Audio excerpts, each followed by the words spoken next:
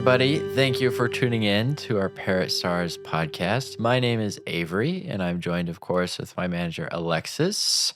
But we are excited today for today's episode because we're going to be talking about something that's basically what we do as a business, something we're very passionate about, something we care very deeply about. And obviously, what comes with that, something that's very serious to us.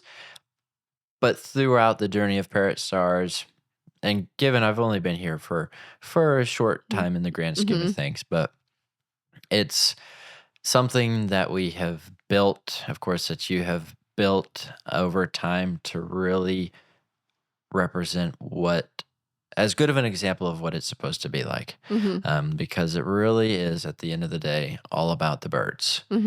And so for today's episode, we'll be discussing about our actual breeding program and a little bit about parrot breeding itself.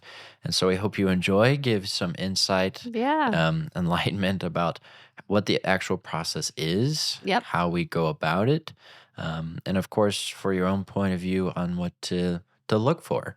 And in order to find a place that will give you the forever parrot companion.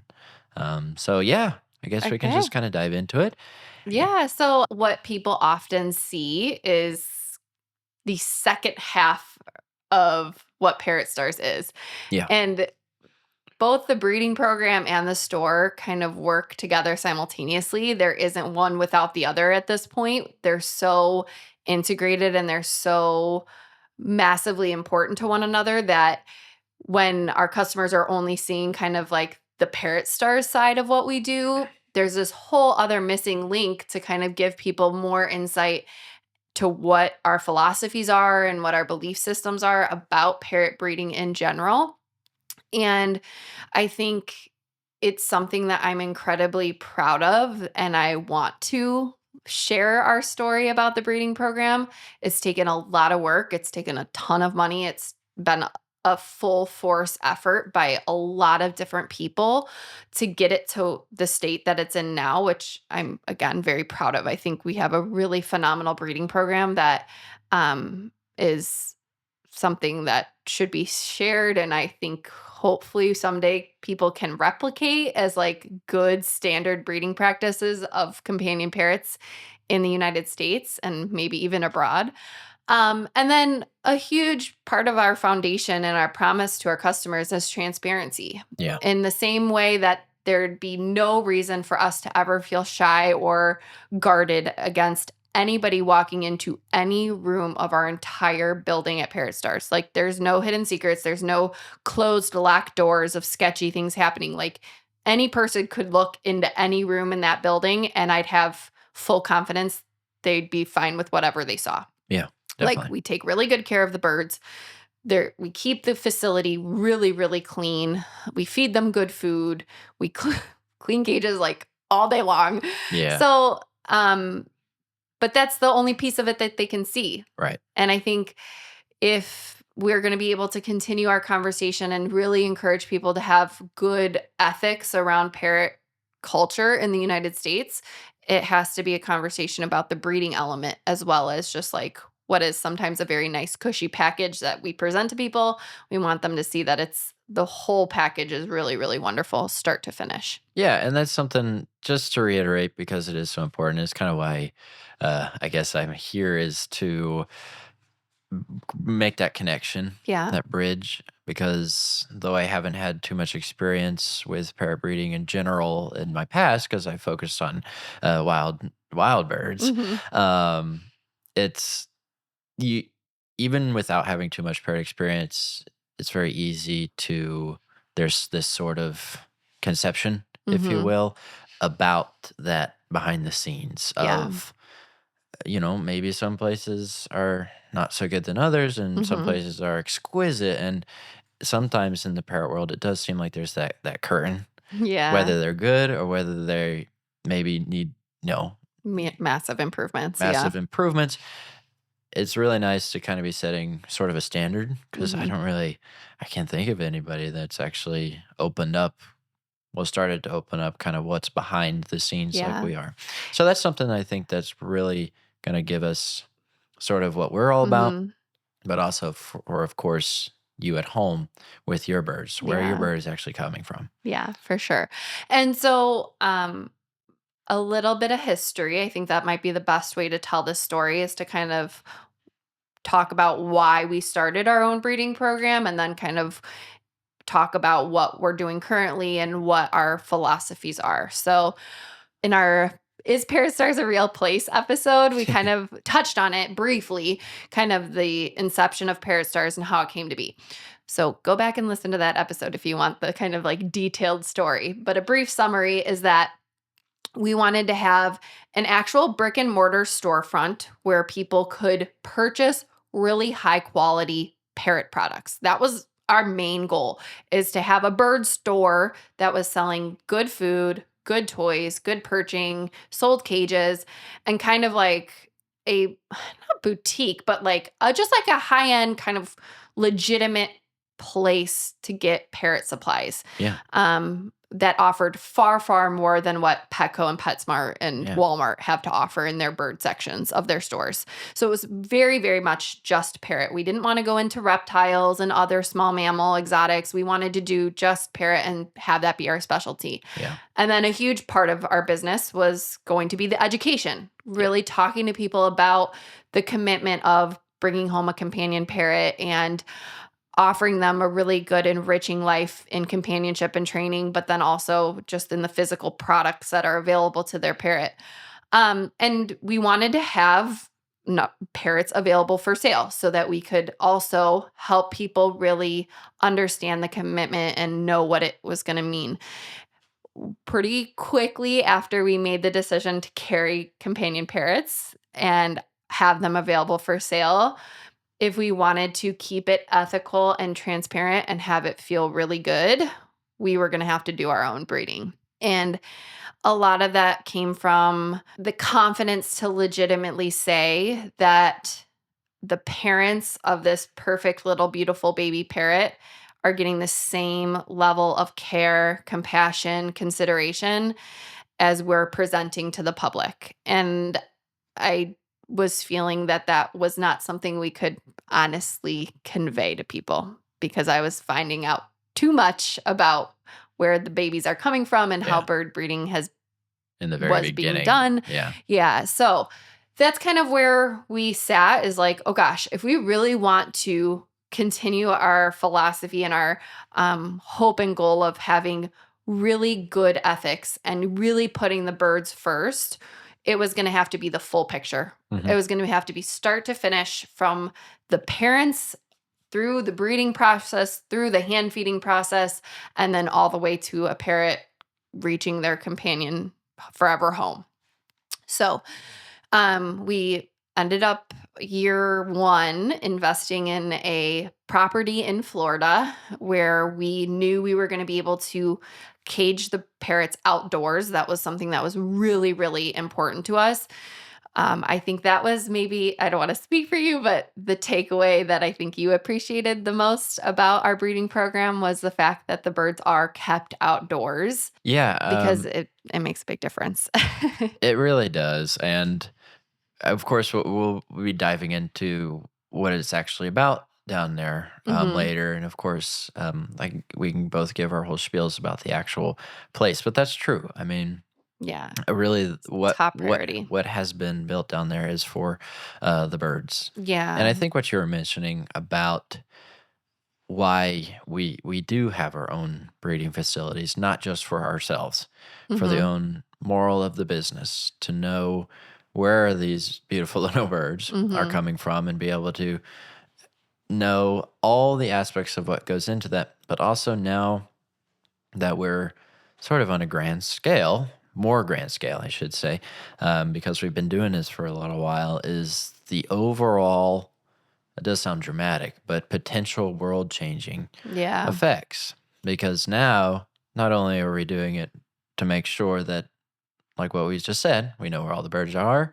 we know who came where, we know everything about Mhm. this little bird, but also the actual business part itself Yeah. of creating an establishment that people can rely on Mhm. and know every aspect about the little bird that they're taking home, know Mhm. what we're all about, and we reach every corner of the country to prevent sketchy handling. Yeah. That's quite Yeah. frankly not even the import of legal birds, but just in general of breeding practices that are maybe out there that aren't the best. We want to have the name for ourselves that we're the place to go. Yeah. This isn't for sales. I'm not saying this for Mhm. sales.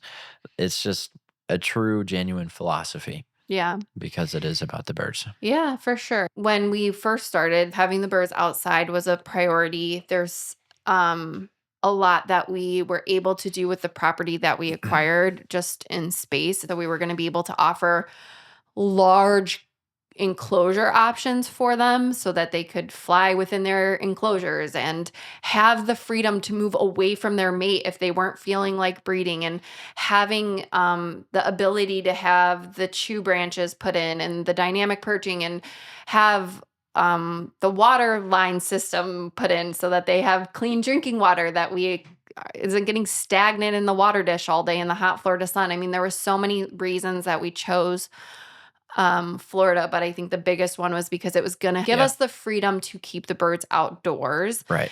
And I think to your point, and again, it's just the fact some parrot breeding is done indoors, and the benefits of having the birds outdoors is it is clean ventilation for them. They're breathing clean air. They're not breathing in their poop dust and debris and all of that. It's not getting circulated back up into the air every time we clean the cages. So just their own quality of life is going to be really as good as it can get because they're breathing really clean air. In addition, they have exposure to sun, which is huge. I think Yeah. it benefits all of us on this planet to have sun exposure. It's part of how we've evolved. And that's a huge part of their natural history is like they have sun exposure. It helps with their feather quality. It helps with their mental cognition, their digestion, all of it, their circadian rhythms and their breeding. It's really, really valuable to have them have the exposure to the natural light and the actual daylight hours and nighttime hours and how those change over the seasons. Mhm. So that's been really, really beneficial and important to us. And because the property is what it is, and we had the ability to create the enclosures however we saw fit, we were able to put in safe roofing that was going to be safe for hurricane and high winds, which is a potential of bird breeding in Florida. But then also it gives them the opportunity to be in the shade and cool themselves down if they want to or need to. Yeah. And then rainwater. I mean, that's probably my favorite part about going to Florida is when, because it rains a lot there, you get to walk out in the rain and see the birds taking baths in actual rainwater. It's Yeah. really incredible. So the cool thing is like the way that it's set up is that each cage, depending on where it's situated and the size of the cage and the species that's in the cage, some part of the cage is sheltered by the roof and then some of it is not. So they can choose to sit in the sun or they can choose to sit in the shade. They can choose to take a bath in the rainwater. They can choose to stay dry. So they have the freedom to make those decisions for themselves, but a lot of them choose and you see them actively taking a bath in the rainwater.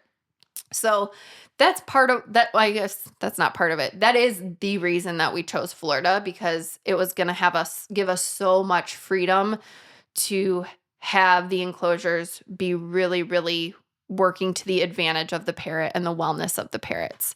Um, and I think, kind of again, going back to what you were saying, the really difficult part for me when we first started was that we weren't able to genuinely say that we've had that baby from the very, very beginning, that there were other hands and people involved with the parent birds, how that bird was being hand fed. So the cool thing that we have now with our own breeding program is that we've been able to train our hand feeders to hand feed in a way that we feel really, really good about, Mhm. that we can prioritize the bird's health. It's not a turn 'em and burn 'em attitude. Right. It's every life is important. We're going to work as hard as we can to keep every baby as healthy as we possibly can. We're going to make sure that they're developing correctly, that we're intervening and seeking veterinary help if necessary. It's very much always going to be to the baby's benefit over our own. So if it's going to cost us money to have it medicated, if it's going to cost us money to kind of give it specialized care, like we're going to do those things, which was really important to us.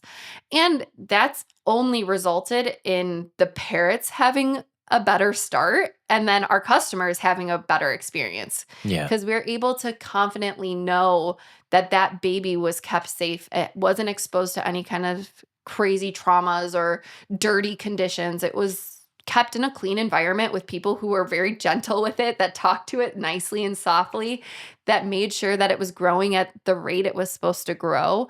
And it just allowed me to like actually sleep well at night, knowing that I could be totally honest with people. Yeah, and that's the thing. I think what gives is sort of the category of in quotes like a good um, breeding program, if you will, Yeah. lack for a better word, is just knowledge. It's Yes. knowledge. I think is the biggest thing that you want to look for when finding a forever parrot companion because it gives light to that breeder's intentions Mhm. of the bird. And then, of course, everything else that comes with it, not the actual knowledge of the bird itself, but the knowledge of the background. Yep. So, like, for example, we give everybody who takes home a bird from us a little hatch certificate, Yep. but also the actual legitimate DNA records and the disease records. And Mhm. so the person knows that all these things are taken seriously and into account. We're never ever just going to send home a bird, be like, all right, there you go. Like, Yep. have a good luck. You know, that's the opposite of what we're about. Yep. But on the other side of knowledge, and of course, what when I visited, what I saw in light, but something we're very serious about, not only in a breeding program down in Florida, but here is the actual conditions. I think knowledge and the conditions of the Mhm. facilities are the two biggest They'll speak things. for themselves. Yeah, Yeah. that will give light to what it's all about, and it's Mhm. something that I personally take very seriously. But it really does. It's like the integrity of the Mhm. organization. If a place is like you said, just not Run you, down if you and go in filthy. there and first thing you think of is like, oh, then Yeah, if it gives you a maybe bad feeling, it probably is for a reason. yeah. Mhm. I think this just to kind of give light of what to look for Mhm. is the two biggest things that I personally would, you know. Yeah, it shouldn't make you cringe watching how the parent birds are kept, for sure. Exactly. And I think for knowledge, I can't go any further into this episode without mentioning the fact that this has been so much of a collaboration. Yeah. And the other breeders that we work with are people who we wanted to take advice from because they're also doing a very, very good job. Like, there's people out there that are really breeding birds and creating more parrots on this planet with the intention to like improve the standard of care that their birds are receiving. So their individual breeding program, but then also their babies as well. So there are really good breeders out there. So when we were creating our breeding program, we were taking the advice of people who had been doing it much longer than us, Hmm. who had the trial and error of what size enclosures are actually really considered adequate and give the parrot the freedom to move around and have this space, the sufficient space to move away from the mate if they need to. The food, the water systems, the actual like physicality of the breeding program was developed through the advice of really phenomenal parrot breeders. And I feel really, really fortunate and very, extremely grateful that we had those people with us in those beginning years to really coach us and guide us through decisions because there is not a rule book on, well, not yet until we write one. No, I'm just kidding. I guess we There could. isn't like a rule book of how ethical bird breeding should be done. I think to your point, it's there are some very big obvious things that should be apparent. which would be big enclosures, clean spaces, people who are knowledgeable. But the actual physicality of it and the knowledge of how to carefully and strategically pair the birds to make sure they're not fighting, what red flags you have to watch for to make sure they're staying safe, making sure that they're eating the food and adjusting, and all the things you need to watch for. We learned that from other people, and Right. we took the advice of other people. So I'm really, really grateful that we were able to acquire that knowledge kind of on our own, in our own way. Like, we did a lot of self-discovery and made it, looked up a lot of resources, but we were very open to hearing the opinions and philosophies of other people. And I think that really contributed to what we now consider to be a very, very successful breeding program. And that's the thing is not just the business itself, but it's like the care. Hmm. Okay. Because everybody that you mentioned is, yeah, they're a breeding program, but it's the actual personal care. Hmm. And what I saw going down there, of course, and what we do here as well at the store, but it's everything else that goes into it to make sure that these birds are as safe, number one, and healthy, Hmm. uh, number one, as possible. And there's so much involvement Hmm. of avian veterinarians, and Yeah. we've created a lot of great relationships over the Hmm. time. And it's just been great because it's everybody cares, Yep. and that's just kind of that's the defining feature for me. That's just what it's all about. Yeah. Yeah. So, that kind of took us through why we started and why we chose that location and what we were really looking for.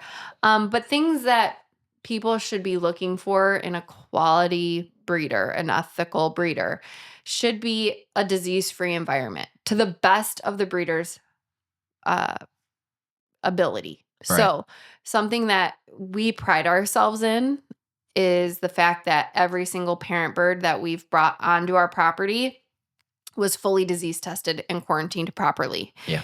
So, when we talk about disease testing, we're talking about the viruses and bacteria that are going to be most commonly spread through multi-bird environments, and the ones that are going to be the most dangerous to a companion pet situation. So, Right. Bornovirus, polyoma, beacon feather, and then we test for psittacosis, because all those things, if you're testing for them, will prevent really kind of sad and scary outcomes down the road. So we were proactive about it. We wanted to make sure that we could honestly say that we've taken the steps to make sure that we're creating a disease-free facility. Hmm.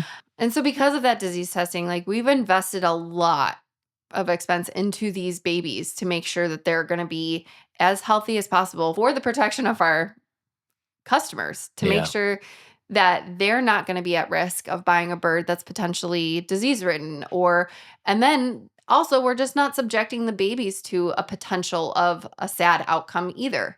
Because if you take these steps, these preventative steps, you're going to really, really to significantly decrease the chance that you're going to have widespread breakout of these diseases. If you're able to test and make sure that you're preventing one sick individual from contaminating the rest. So, I really am grateful that we do that. It gives me, again, a lot of peace of mind knowing that we've done everything that's within our power to make sure that the birds and the customers are protected. Yeah, definitely. I mean, it's something that we get asked a lot, which we appreciate because it does go to show that a lot of customers out there are asking good questions. Is Yeah. they do ask, am I going to be given these records? Do you guys do that? And we can confidently say yes, Yep. because like you said, we spend a lot of time, put a lot of investment in making sure that every bird's as healthy as For possible. sure. For sure.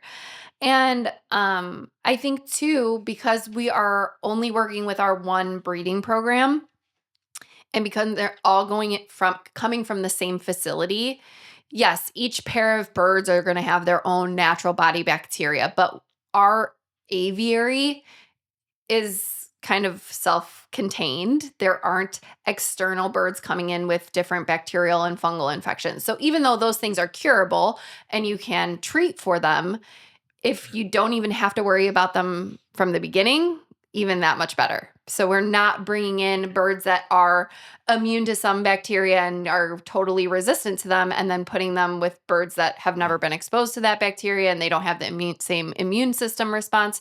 So there's a lot of kind of biological technicalities that you have to consider when you're working with the volume of birds that we're working with, and what the potential risks would be if we were taking birds in from other facilities and other aviaries. Yeah. So that's also a big piece of it, is that we are kind of self-contained and we make sure that our babies are not exposed to any unnecessary or foreign bacteria or fungus, to, again, the best of our ability. And then, God forbid, we do have something come up, we have the resources of the really qualified veterinarians. So we can intervene when necessary. We can be extremely proactive and prioritize the bird's health, because that individual bird's health is going to be the health of the entire program.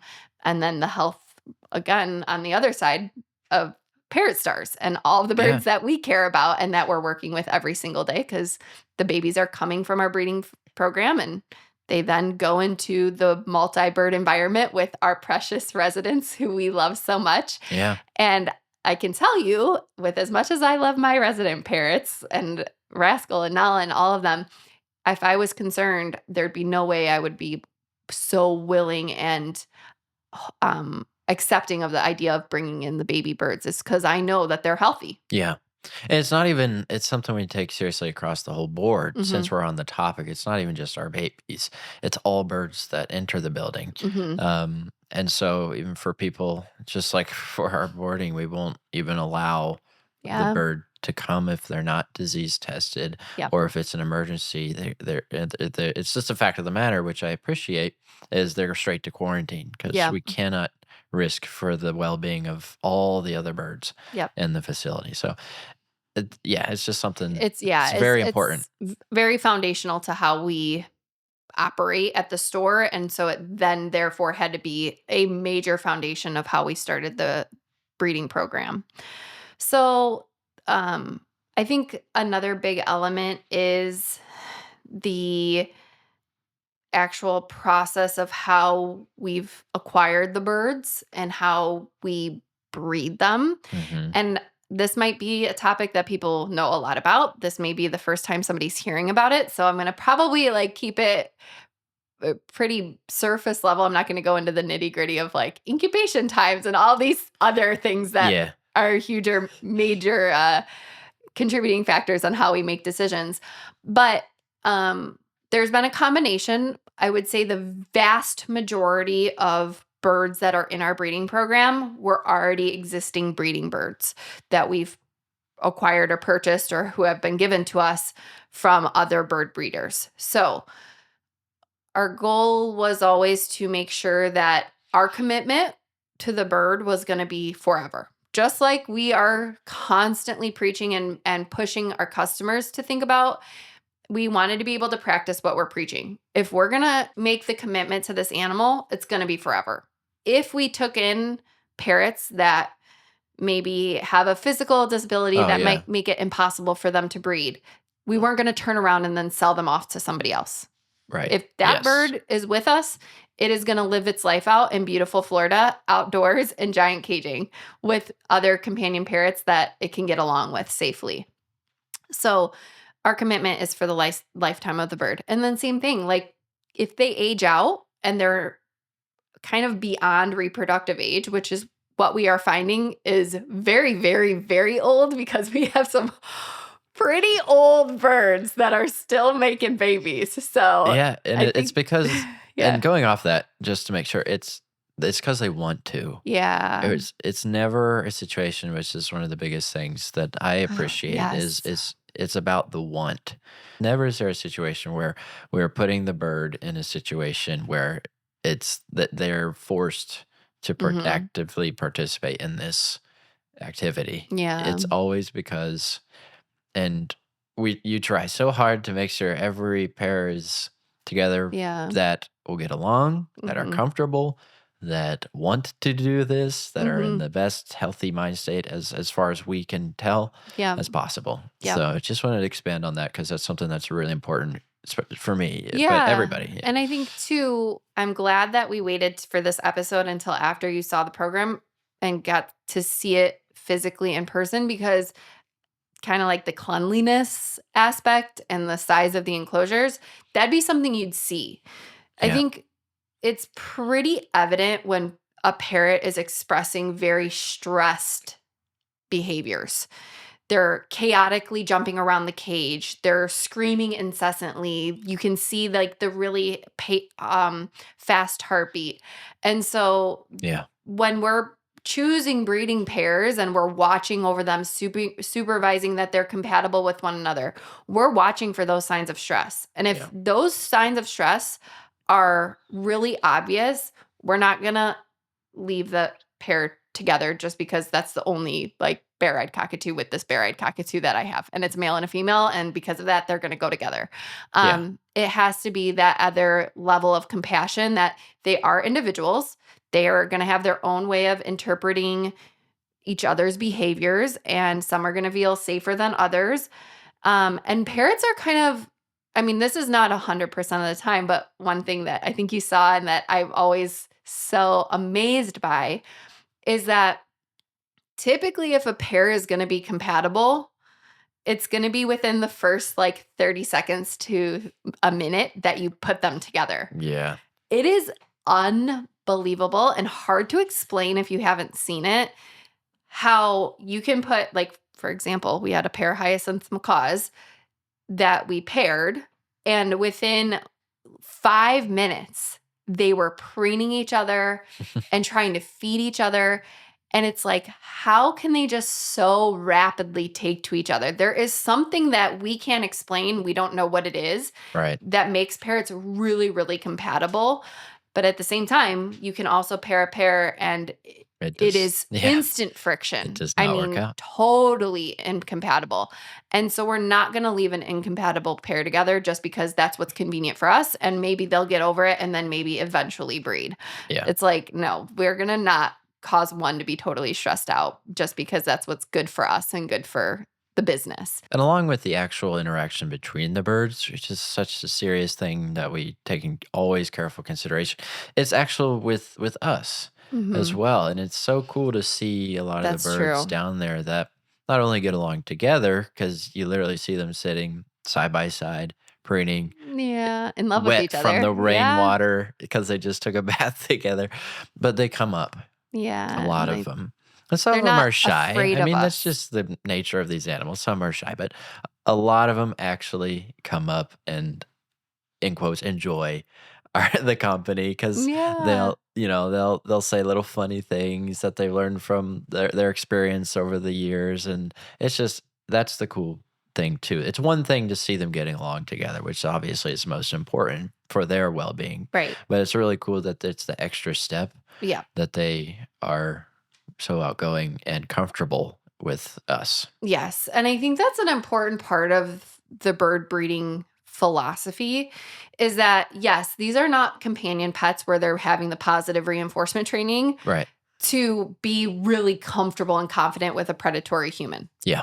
But it does not mean that they have to feel threatened by us. Yeah. So our physical presence when we're walking around the farm should not make them shake in their boots because we're banging their cages or Yeah. yelling at them or I know. creating a lot of stress. And that I want to like give a shout out to the staff that we have that work at the breeding program. They live on the property full time.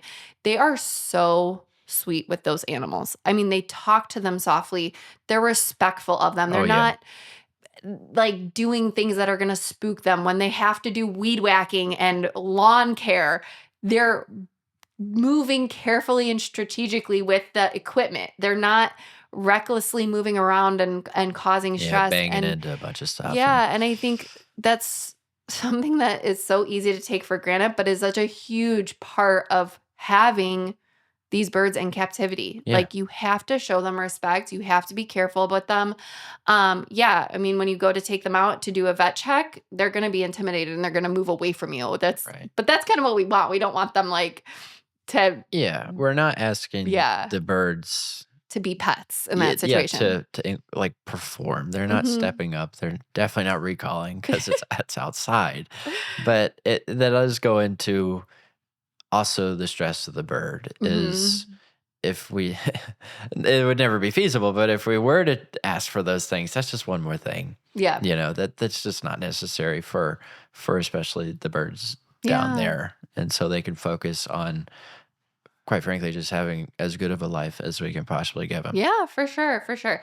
And I think kind of going back to like how we've acquired them and what our intentions are, I think as the birds continue to age out, I mean, the breeding program is only 6 years old. So we have birds that are still very, very young that could live a very long time.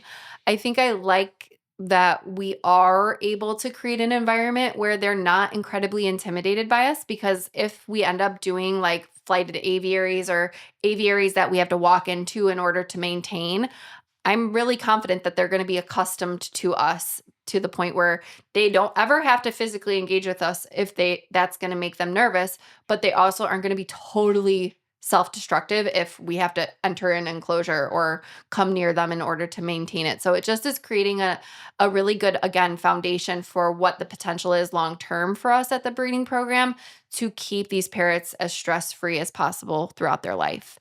Another thing that we do to help limit potential stressors is we offer the enrichment. So this is not a pet situation where we have a very structured, like stereotypical parrot cage. These are large flight cages that are structurally sound, but they don't operate in the same way that a parrot cage does in your household. Yeah. They're not on So wheels. yeah, exactly. Yeah.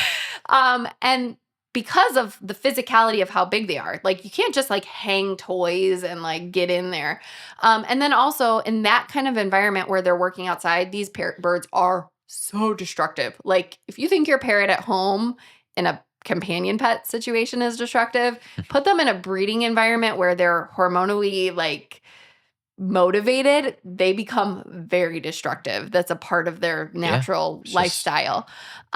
So they would blow through the toys and potentially make them dangerous. And that's we true. can't have that potential risk. So in lieu of standard pine chew toys like we have in captivity and pet situations, we offer them these natural like browse that we cut off of the property. So one, they're not covered in pesticides. They're totally safe. We don't use any chemicals on our property.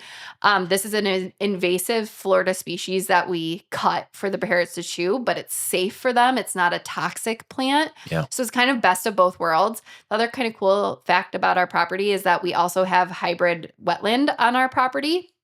So while we're creating natural tree branches for our parrots in captivity, we're also kind of limiting the growth and expansion of this invasive species that is Right. very problematic in wetland situations in Florida. So they get to chew up their branches and have that mechanism. And it's really cool because they're fresh branches where most of our parrot toys are dried wood. Yeah. This is fresh. So the actual like wood peels Yeah. and there's leaves and It's fun to it's see. You really see cool. leaves and you see them chewing, you see them hiding in there and having Yes. fun And and it offers flying additional around because they perching. can fly Yep. around it and perch on it. And it's really good. Something I really appreciate. Yep. I think if I would, I mean, quite frankly, if I went down there and there wasn't that, I would have different feelings. Yep. And I'm so glad that we do provide that consistently Hmm. every time. There's never a time that It's not offered. yeah, it's Yeah. not offered. So that's something that's really important. Yeah, for sure. And then in addition to the enrichment is the food. I mean, that's something that has to be done thoughtfully and strategically because even though we really don't want our companion pets to be getting overweight, it's really important in breeding situations that you don't create an extra stressor of the bird becoming obese or having extra weight on it. Again, because we want them to fly, and if they're really fat and chubby, they won't be able to. And Yeah. just putting that out there, a lot of these, not a lot, a good number of them are past pets or birds that were kept in breeding situations in really small cages before we got them. And so some of them don't have the ability to fly. So even in that situation where they don't have that exercise, that much more important that we aren't letting them gain the extra weight. So we do have to make sure that we're appropriately portioning, that we're keeping the diet really consistent with what we're preaching at Parrot Stars all day, every day. That's But true. the cool thing that I love about what we do is like the actual Nature's Enrichment seed blend that we talk about at Parrot Stars is the same seed blend we use at the farm. And we do only naturally colored pellets as supplementation. And then they get the nuts for enrichment when Yeah. it's necessary. And then I feel really, really excited because this is the first year that we're able to do like a full rotation and we're consistently getting a lot of the vegetables out there. Yes. Again, you're a little limited in Florida because things can spoil really quickly. We're outside in hot Florida weather. Yeah. But now because our staffing is really established, our entire process is really established, we're able to get that fresh food in bright and early in the morning, get it taken out before it would ever have a chance to spoil.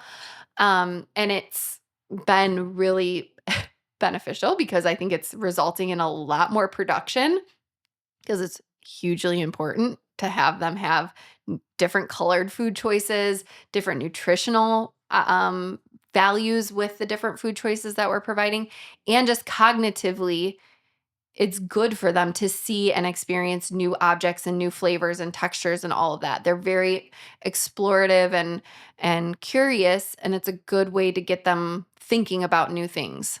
Yeah, it's the fresh is a huge thing as well. There's a lot of aspects that I've said that is really important, but that's something I super appreciated going down there. I know it is kind of we're just getting started being able to offer that on a very Consistent, yeah. consistent, widespread volume.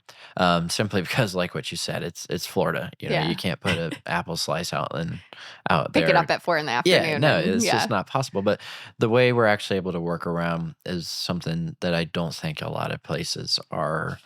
Have the capacity to Yeah, do. they It's not they yeah. don't because quite frankly they can't. To toot our own horn because there's no other way around it. Like it's a priority for us. This is it. Like if it's expensive and it costs us a lot of money to do this, which it does, like feeding 1,000 something birds fresh food every day is expensive, but it's a priority and it's not optional to us anymore. Like it's got to be done. We've got to budget for it. We've got to plan for it. We've got to commit resources to it because it's important. And the other thing that I mean, I don't know. I don't know the research on it. I just, for my own peace of mind and psychology, we're getting the fresh food in, especially when the babies are hatching in the nest box. Because when birds are in breeding situations, like with most parents in the animal kingdom, they're a little self-sacrificing in those times where they're feeding babies. It stresses the parent's body. They're having to take in and regurgitate more food for the baby and allocate their resources accordingly. So we're also very regimented and thoughtful about how we're implementing changes to food based on the reproductive state of the parents. So when we start to see them go into breeding condition, then their food quantity of dry food goes up a little bit. When they start going into egg laying, then their protein levels go up and their enrichment goes up. And then when they have their babies, they're getting more dry food, they're getting their fresh food, and the parents eat it. And that's Yeah. like the really fun thing for me is like, also, we'll talk about this in our next one. Parrots are picky eaters. We have a teaser for that episode coming. When people are like, my bird doesn't eat fresh. Well, like when they want to or need to, they will.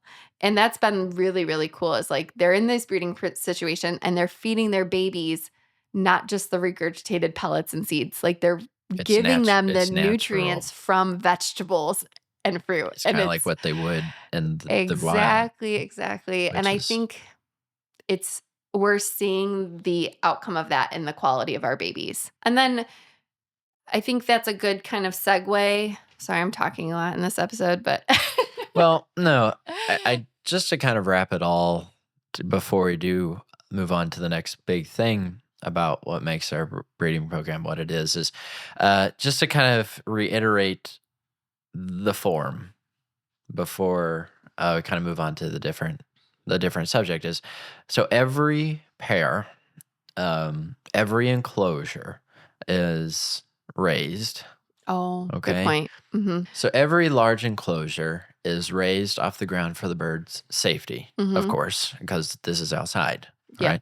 The enclosure is ample space. It's Mhm. kind of like this huge, just for full transparency, it's a huge rectangular prism, and it's Mhm. huge. These Mhm. birds fly, get exercise. There's Mhm. natural branches for actual set perching, so Mhm. established perching. Yep. Then, of course, there's the browse.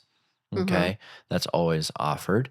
The water line, which you touched on earlier, Oh, yeah, I didn't really it's elaborate on it, but very safe. Okay, because I know y'all spent a lot of time figuring this out to make sure it is a good option, make sure mhm. it is safe for the birds. But it's a water line, so it keeps the water as clean and fresh as possible. So Mhm. there's not, you said it earlier, but it's not the stagnant water sitting out in the Florida weather.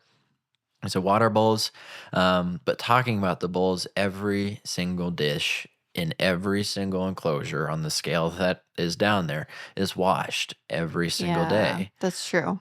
And then the food that goes into every single bird's dish is dynamic, uh, dry. So the dynamic nature's enrichment seed, and then the pellets, fresh. Mhm. So I just wanted to give kind of a summary because we talked The about a lot of physicality of it, stuff, yeah. but what you can imagine. And then, of Yeah. course, every enclosure has the shelter and then the gap for the rainwater and the nest boxing and the all the Appropriate. Mhm. cages are set in a specific way for each bird in Mhm. a very appropriate nest box. Um, I don't know if you want to elaborate on the nest Yeah. boxes, but Yeah, I mean, there's so many things that go into safety measures, but yeah, the nest boxes are monitored for quality. So they're walking through the fields. So part of the job of the staff that are down there full time are just walkthroughs to make sure. I mean, they're destructive parrots, and some of the like, majority of the nest boxes are made out of wood. So there's always those safety checks that are being done to make sure that the integrity of the box is being kept up with, the integrity of the cage, making sure that they're not taking apart the little hog ties that hold the actual cage together. The water line is checked daily. So every single water um, fixture is checked to make sure it's functioning. And then with our water system, I think we should give ourselves credit for that too, because that was also a huge, very expensive investment. Is that we also have our entire program. So it's well water. It's in Florida. It's coming from the natural aquifer, so it has to go through an entire reverse osmosis system, which is one of the best options for creating clean water. Not a lot of places have an RO system like that. It was very expensive and a huge learning curve for me because I don't know anything about RO and yeah. but I'm Hey, grateful because now I have all this like weird knowledge about weird things. But there you go. um, so we have the reverse osmosis, which makes the clean water basically as clean as you can possibly get it. And then we have the added feature of we have the chlorine drip. So there's also I mean, it's totally safe, potable drinking amount of chlorinated water that's going into the water lines, but it helps deter the chance that any bacteria is going to grow in Yeah, the water I know it lines. sounds scary when you Yeah. hear chlorine, but it's like what you would drink in the city. I Yeah, mean, it's it's no totally different than what you're getting here. yeah. Um so it's as clean as we can possibly manage. And then when we do, so it's all like these PVC pipes and each cage has its own water fixture that the birds drink out of.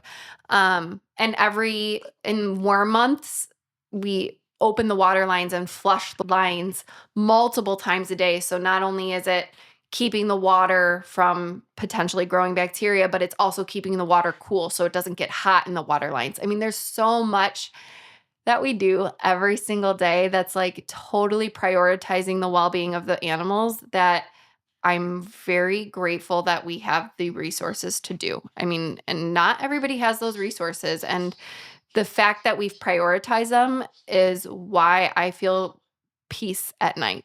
Like I mean we're basically keeping birds in cages. Like this would be something that could potentially create a lot of stress for me, and I know that to the best that a human possibly could do for their parrot in captivity in a breeding program, I feel like we're doing it. Well, that's So, another interesting thing that I think that does give another light to what is the function down there, is what you just mentioned, is that kind of peace of mind. Because, I mean, growing up on a farm, there's having responsibility over animals. There's always that lingering, like, oh God, it's like, yeah. I'm not watching them. What are they Mhm. doing? What's happening? Are they okay? So I've grown up with that feeling all my life. And while you're down there, because there's been so many measures taken for these birds, is obviously there's always that sense of like, is everybody okay at this given Yeah. moment? But it's not something that is so stressful Yep. because We've we taken all the know that precautions. every measure that we can possibly do is taken to make sure, and it Yeah. shows in the birds. Mhm. I mean, I don't know what you wanted to go into next about it, but just the actual birds themselves is one of the biggest testaments of the measures that are taken, because everybody looks, and again, this is one of the things that I was very critical about going into it. And I Mhm. told myself, I was like, I don't, Prepare for I, the worst, y- yeah. well, not so much that, but it's sort of, you do have to, I did prepare myself because this was a very important thing where if the birds weren't the way that I saw them, it would have changed my sort of mindset. Mhm. But all the birds, from somebody going into it critically like I did, are just, they look great. Mhm. They do. I mean, they're just, the plumage is just, they look healthy. They Mhm. look, it's hard to define, but they look happy. Yeah. I know that they're enjoying each other's company because Mhm. we've taken those measures. They are enjoying the where they live because they Mhm. act like it. They Yeah. forage, they play, they fly, they do the things that they're supposed to. Yeah. There's their faces Yeah. are good color. Yeah. Just, and yeah, it's just nice. It is nice.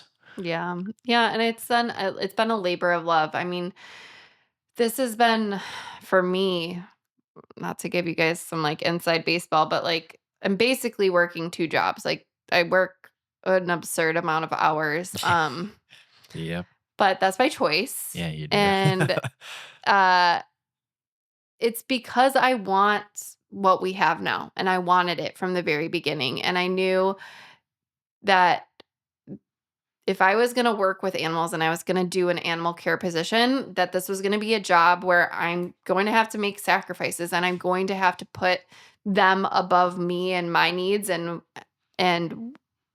I contribute a lot of time and effort and thought and emotion into this breeding program because it's about them, it's not about me. It's not, and I think when I do go down there and I'm away from home and I'm away from Parrot Stars that I love so very much and it's my entire life, it's for a reason. Like, I'm making these decisions and these sacrifices because it's worth it to me, and I feel so immensely grateful that I work in place that allows me to have autonomy to make decisions that are putting the birds first, above the bottom line, above what other people are doing or saying or wanting of us. Like, no, this is what feels right to us in the moment. This is what feels right for the bird, and this is what we're gonna do because of that. So I feel really, really grateful. Um, so kind of taking it back again about the things that I think make us I don't want to say unique because I think there are other breeders that are doing this, but things that I'm really, really proud of would be the way that we handle the hand feeding and the switch from the birds being solely on the hand feeding, transitioning into eating on their own and having the weaning process start. So, what we do, I think, differently than a lot of other places is that when we are transitioning the babies from a heated source. So, okay, without getting into the sciencey of it, if we are day oneing a baby, so it's hatched out of an incubator or it's been taken from the nest box before it is able to maintain its own body temperature, we have to supply the heat through a brooder. So they're kept in a warm, heated brooder to keep their body temperature the way that it's supposed to for digestion and for their immune system And just and so, growth. and not to cut you off, but just so people are aware, like why would you have to do that?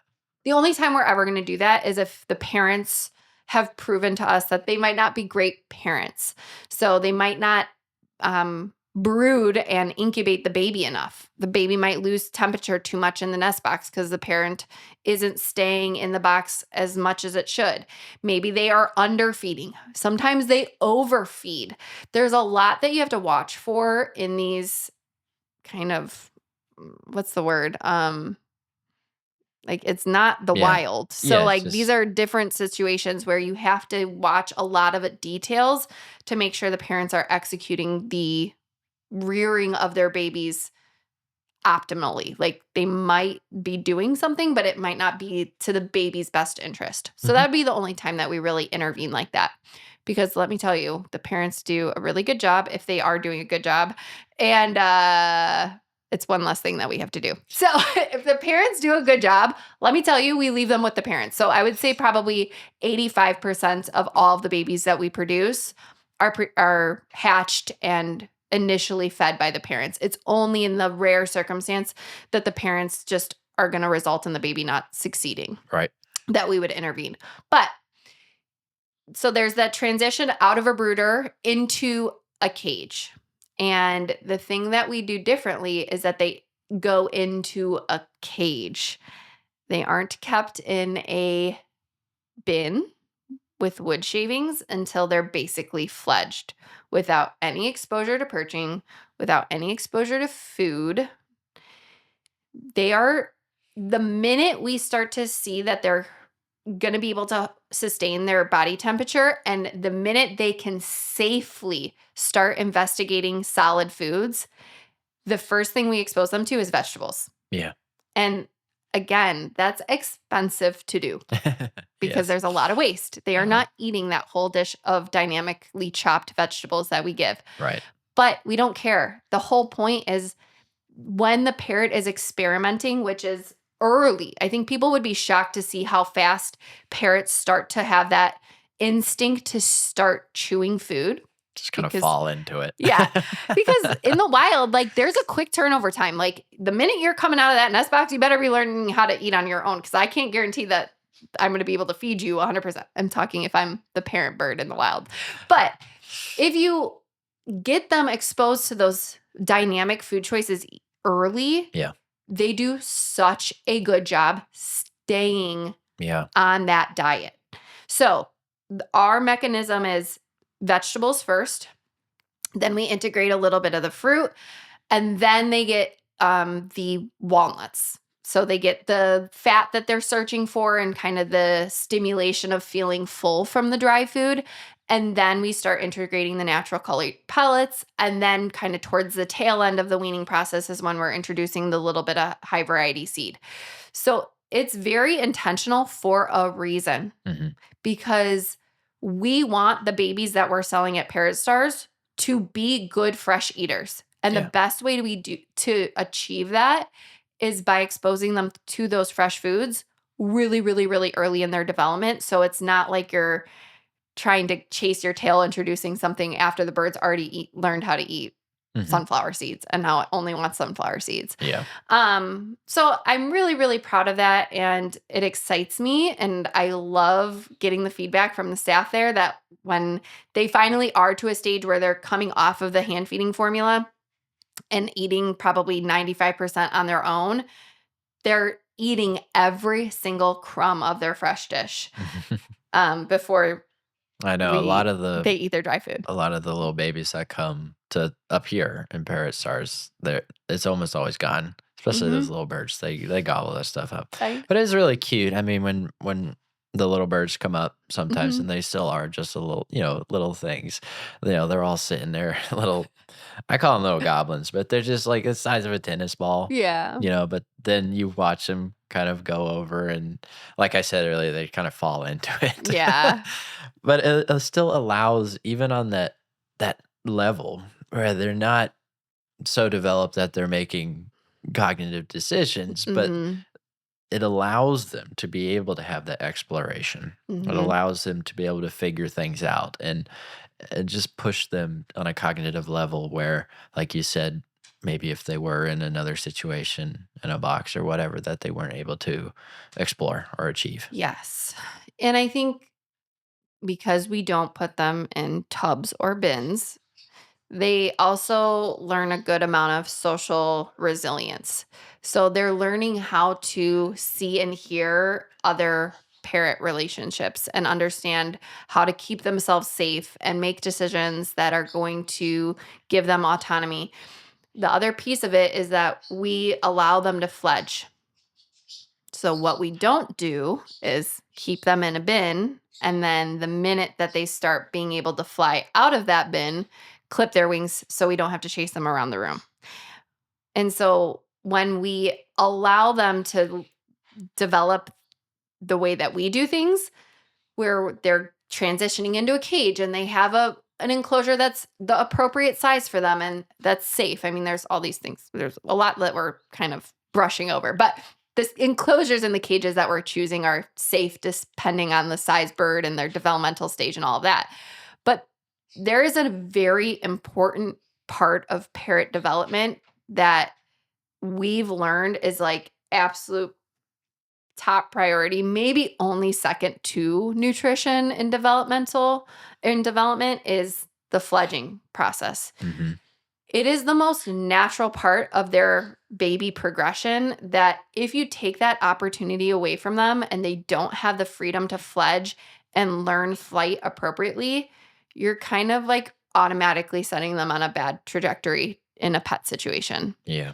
And for us, what I've experienced in my time doing this is that those, like the weaning process and the fledging time, they kind of correlate with one another. There's an association between them starting to develop independence and them not wanting to sit and hand feed for us. So we really don't have to chase them around to hand feed because when they start fledging, they naturally start searching for food and start eating on their own. Hmm. So all the things and the fears that I think sometimes occur with weaning babies is and keeping them fledged is that chasing them around and how are you going to get them to sit still for hand feeding? It's like, well, you should be able to give them the choice to eat on their own when they're fledging. But again, something that I am very proud of is the fact that we also weigh the babies. Yeah. And That's that's huge. necessary. Yeah, it's So huge.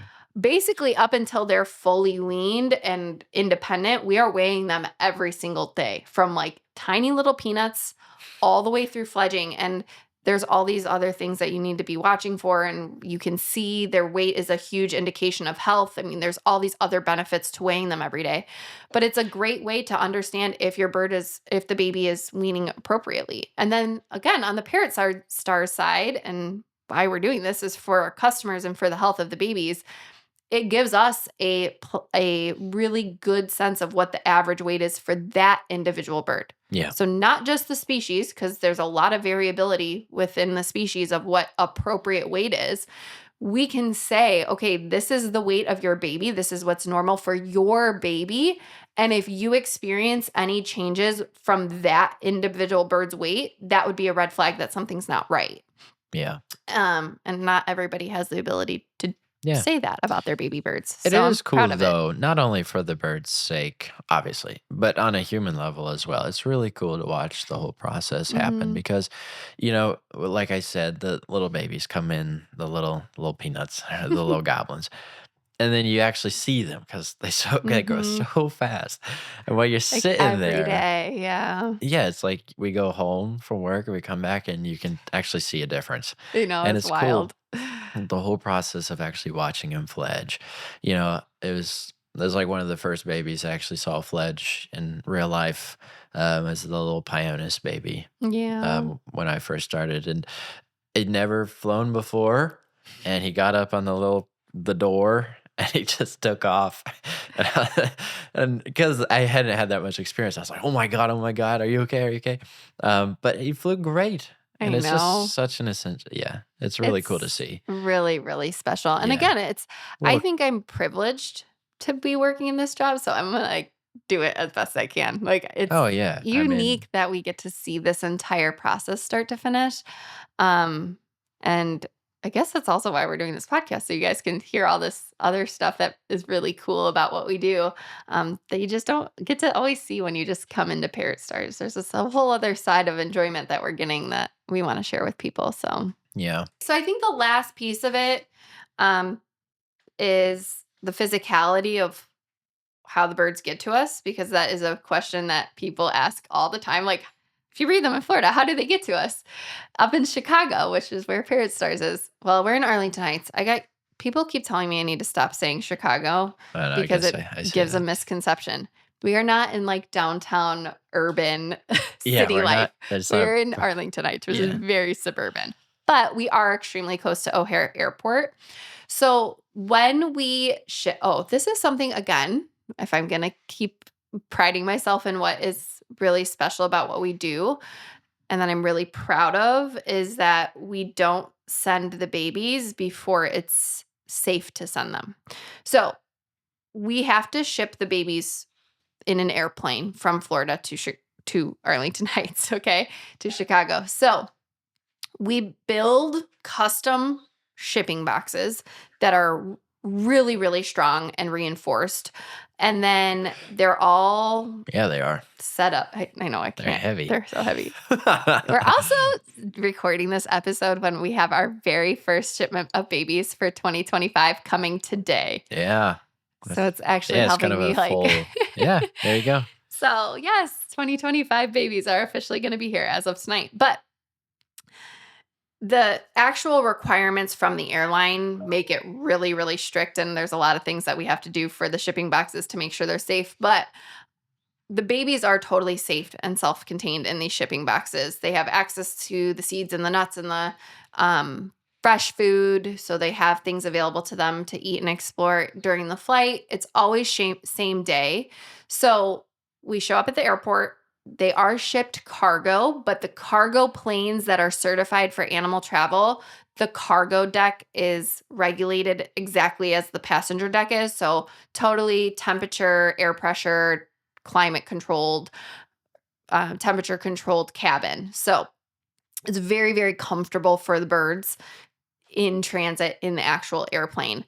They're the last thing to be loaded on the airplane before it takes off, the first thing to come off the airplane when it lands. So the stress that the birds feel is like as minimal as it possibly could be, because they're in a very safe, sheltered box, but then also the actual mechanism and physicality of getting onto the airplane, moving through the airport is very, very safe. I mean, the airlines themselves have a big incentive to keep animals safe. They don't want to have a reputation of animals having accidents in their care. Mhm. So they prioritize the health and the safety of the animals during transit as well, which is, again, something I feel really good about. And if it was something that made me uncomfortable or scared, I wouldn't do it. Right. So it's a very safe and well-established process. And then, yeah, they show up like what they will tonight at the airline. I pick them up from the cargo desk. I drive them back to Parrot Stars, and then we start our hand feeding journey for the next 8 months. Yeah. So that's how they get here. And I think that's basically it. I hope that kind of covers a lot of the physicality of what the breeding program is and what our Yeah. philosophies are. And yeah. Yeah, I mean, I think it does cover a lot of the good aspects. And I mean, it is obviously more parrots, but also down at the farm. I mean, it is, if we call it the farm. Yeah, we call it the farm, but because there's, it's because not it really is, like a traditional farm. it is a farm because, yeah, we're not, yeah, we're not like growing crops or anything down there. Yeah, we're but there's not. other cool animals. Yeah, I mean, there's we're the horses little and- horses and some sheep and and some lemurs. yeah, so cool lemurs down there, and everything is Yeah. Oh, you know what? On that note, because the lemurs especially are a huge responsibility, something that I'm, again, very proud of is that we are fully permitted through USDA and through Florida Fish and Wildlife. So what that means is that I missed a whole big thing, guys. I'm sorry. We've got to go back. We got to rewind. We'll do our summary here in a second. yeah. I can't believe I forgot to mention it because this has been so much brain power and work for me. Full So shoulders. part of our permitting to be able to, again, be really transparent with people. it's not super easy to acquire these permits. You have to have a lot of things in place to get permitted by the government to have exotic animals in your care. We have a ton of safety protocols in place. So the lemurs especially, like there's so much that you need to have for them, which was a huge learning opportunity for me because I knew nothing about lemurs and now I know all this stuff about lemurs. But again, the lemurs are just kind of, we acquired them because they were in a bad situation. We weren't doing really much with them other than letting them live their life out naturally. So there's no lemurs for sale. So if you're curious, we don't sell them. Yeah. But with the parrots themselves, we are in Florida, and this is a state that can have hurricanes and tornadoes or floods. There's a million things that could be catastrophic in that state. So a huge part of our permitting program, and again, part of an ethical program, is to have really concrete emergency plans and mitigation for loss if, God forbid, something environmental happened.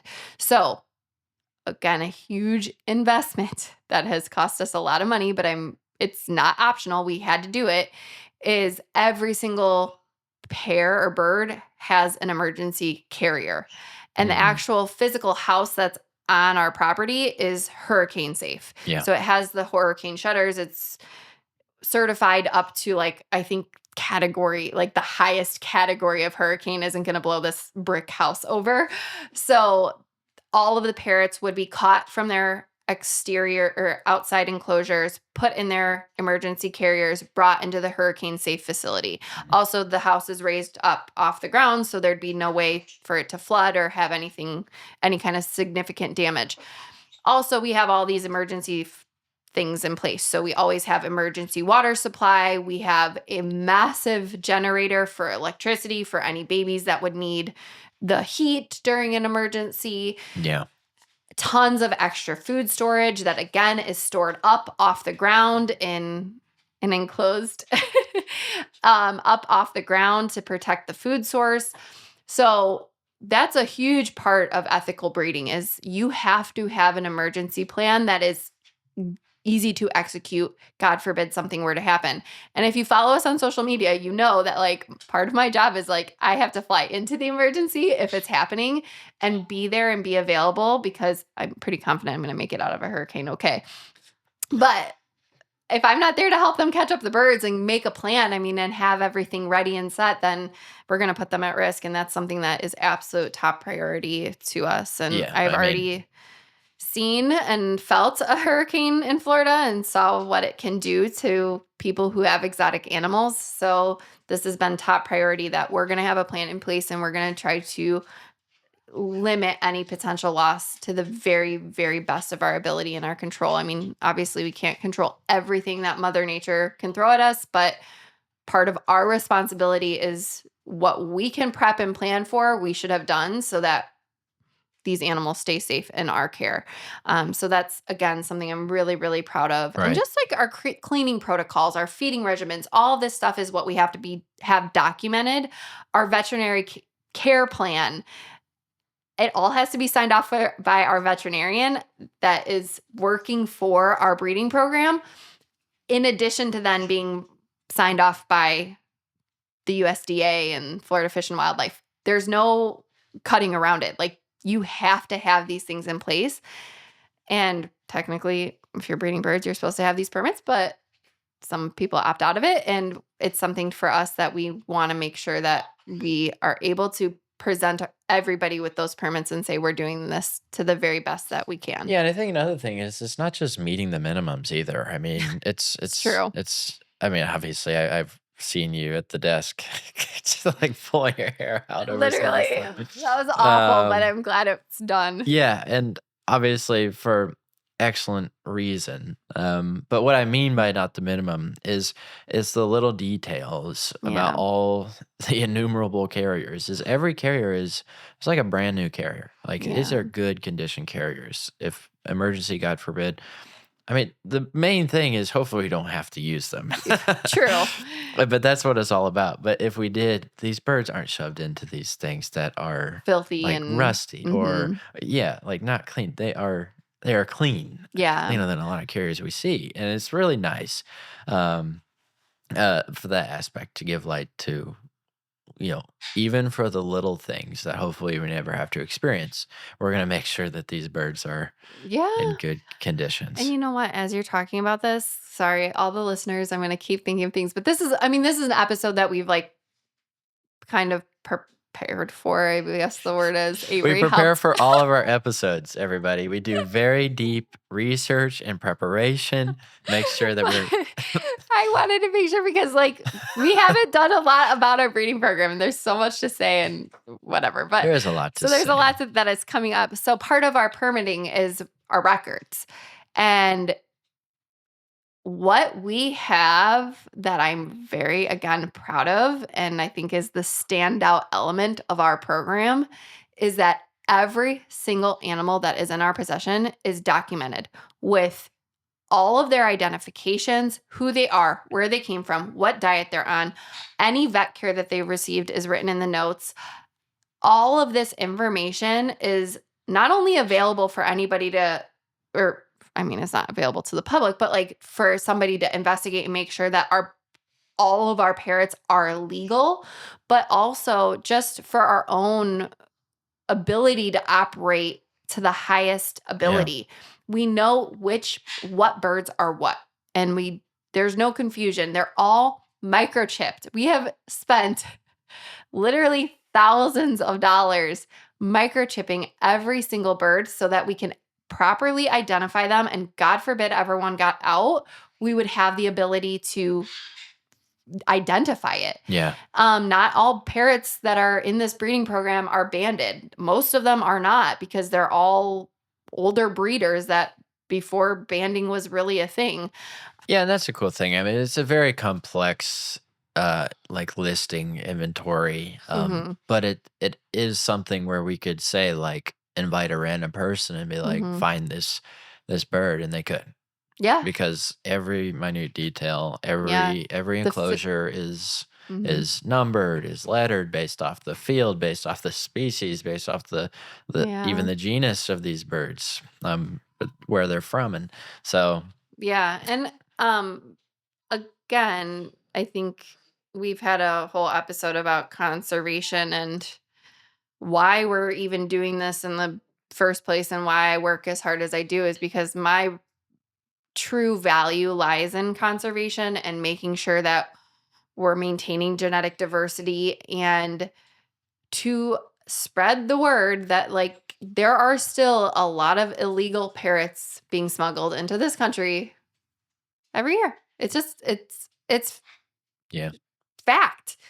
And whatever side of bird breeding you sit on, either if you're very, very pro breeding or you're very against it, regardless, this is a problem that people need to be aware of as buyers. So, a benefit of getting a bird from us is that it'd be undeniable because of the concrete paper trail that we have that each baby that we have is legal. It's bred in captivity in a clean, ethical facility, and there isn't any chance that you're purchasing a baby bird off the black market.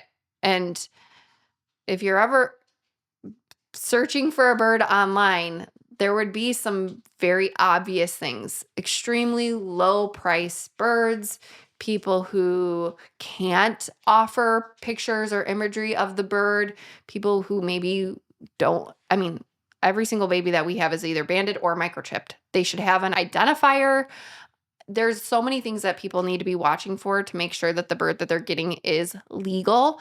And that's something that we offer is that total ability to say with confidence that every single baby that we're bringing into Parrot Stars is our own legally bred parrot. Yeah. And it's not having any kind of impact on the wild population at all. Yeah. I mean, and it just comes down to just, I don't know how to say it, just do your research Mm-hmm. about where you're getting the bird. And if you're limited in options and none of the options are good, you Invest don't in shipping the bird from yeah, us. you don't need the bird. Like, Yeah. if you think that this bird is gonna come from a place where you don't know where the bird came from, which could Mm-hmm. be literally from I South mean, America, yeah. don't do it. Mm-hmm. I mean, obviously, most of the listeners for us are wonderful, wonderful buyers Thoughtful, and yeah. owners, and they love their birds because, like I said, most of the listeners we've talked to before right now. But when it does blow up, and Yeah. it does, our podcast does go viral, and we do get millions and millions of listeners. Yes. Make sure that you know exactly where your bird is coming from, and never ever take a risk that this bird came from a place it should not have Yeah. come from. Yeah, for sure. So, all right. Well, long story short, we feel really good about the program. I'm very, very proud of it. It's so anticlimactic. Yeah, Yeah, the after all that you end. said, we feel pretty good about it, I guess. I don't know. But again, it's just so much of what we preach at Parrot Stars is transparency and authenticity and really prioritizing the health and well-being of the bird. And I'm very grateful for this podcast because it allows me to have that kind of long form discussion. And even for people who are buying a bird from us, look at how long it just took us to get through all of it. I mean, we're having to sometimes have that conversation with people on a one-on-one basis if they're trying to decide to get a bird from us. So I'm grateful that we have this opportunity to kind of put this out there. So if people are wanting to investigate us a little bit further and make sure that we're the right choice for them and their investment to get a companion parrot, that they can feel really good about what they're doing and where they're buying from. And every so often when I'm in Florida, I'll try to post something from the breeding program for people to see on Instagram. So I guess, yeah, I mean, there's a lot I mean, that's it. There's a lot. And then there's a lot of stuff that we didn't, cover. Mm-hmm. But I think it does give a good start, a good sense, a good initial kind of opening the curtain a little bit just to Mm-hmm. get what we're all about. And this video isn't like this podcast episode isn't like a defensive thing. Mm-hmm. This is something that we wanted to do Mm-hmm. because it's a precedent we want to set. We want to set a standard. And at the end of the day, it's 100% for the birds. And we want to highlight the people who are doing bird breeding the way it should be done. Like, that's it. There's people who are really, really trying, and a lot of the people that are in AFA, which is the American Federation of Aviculture, like, there are people who really are putting the birds first, and those are the people who should be getting the spotlight. And that's really what we're trying to do is like tell people to research and go with those breeders. Those are the breeders you should be seeking out. And any one of those breeders should be able to kind of give you the same explanation that we just gave in this episode. That's the level of care that they should be putting in to the bird if they're doing it the way they should. So, yeah. All right. Well, thanks everybody for listening to my voice a lot of this episode, but it's okay. But yeah, all of you are why we're here, and I wouldn't be doing this if I didn't have the ability to know that on the other end, so when the parrots are leaving our facility and our care, if they weren't going to be going home to really, really good, wonderful people, then I wouldn't want to be doing this either. So I'm also really grateful for all the people who continue that care at home and make sure that these babies are continuing a trajectory of good quality of life and low stress and good diet and all of that. So shout out to all those good people listening that are doing an amazing job taking care of their bird. Yes. Okay. So if you want to, or if you can, give us a little rating or download of these podcast episodes. The best thing you can do for us, guys, we've discovered is rating the episodes and the podcast itself. The more it gets rated, the more the podcast platforms will suggest us to future listeners. Yeah. That's how we're going to get the word out there, and it's how we're going to be able to continue to offer this free educational content out to you guys. So it's not an option. please do it. We really would benefit from it. Yes. So thank you so much. All right, guys. Well, thank you all so much. Thanks, Avery, for coming to Florida twice. Hopefully many more times to come. So you can kind of share your insight and your point of view too, because it's also valuable to have the staff at Parrot Stars start to see the full picture as well. So it's exciting. Yeah, it was. All right. Well, thank you all for listening, and I hope you all enjoyed learning a little more about us. And then stay tuned for Summer Festival, July 19th. no, sorry, 18th, 19th, and 20th, 2025. More info on our website for that Yes, event coming up. All right, definitely. guys. Thank you. Yes, and as always, be kind to your parrot and it will be kind to you. Thanks, guys.